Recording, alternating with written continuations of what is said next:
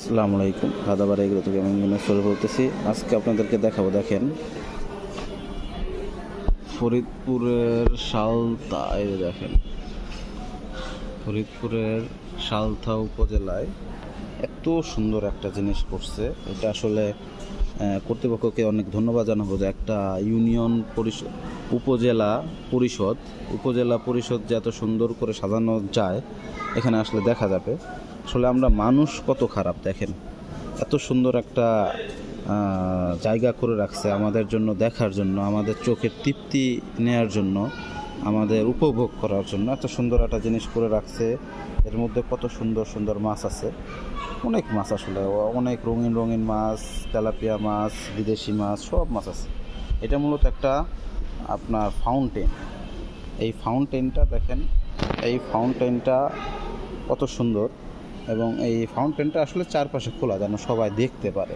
এবং এই যে এটা একটা ঝর্ণার মতো, এটা উপরে ওই মোটরগুলো ছাড়লে এটা ঝর্ণার বের হয়। তাই আমরা মানুষ কত খারাপ দেখেন।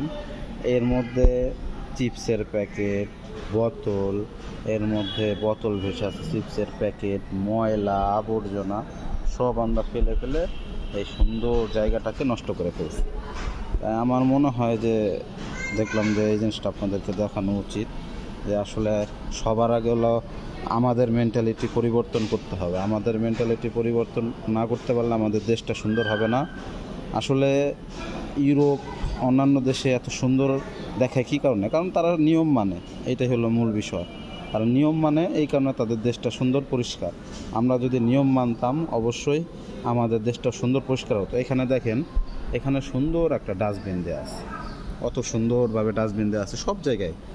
ডাস্টবিন দেওয়া, ওই যে উপরে ডাস্টবিন দেওয়া। কর্তৃপক্ষের আমি এখানে কোনো গাফিলতি দেখি না। আসলে এইটা মূলত আমরা মানুষ সচেতন না, আমরা মানুষই, আমাদেরই সমস্যা, আমাদের মেন্টালিটির সমস্যা। দেখেন এত সুন্দর একটা ফাউন্টেন, কি আবর্জনা ফেলায় রাখছে। ভালো থাকবেন, সুস্থ থাকবেন, আমাদের সাথে থাকবেন। আসসালামু আলাইকুম।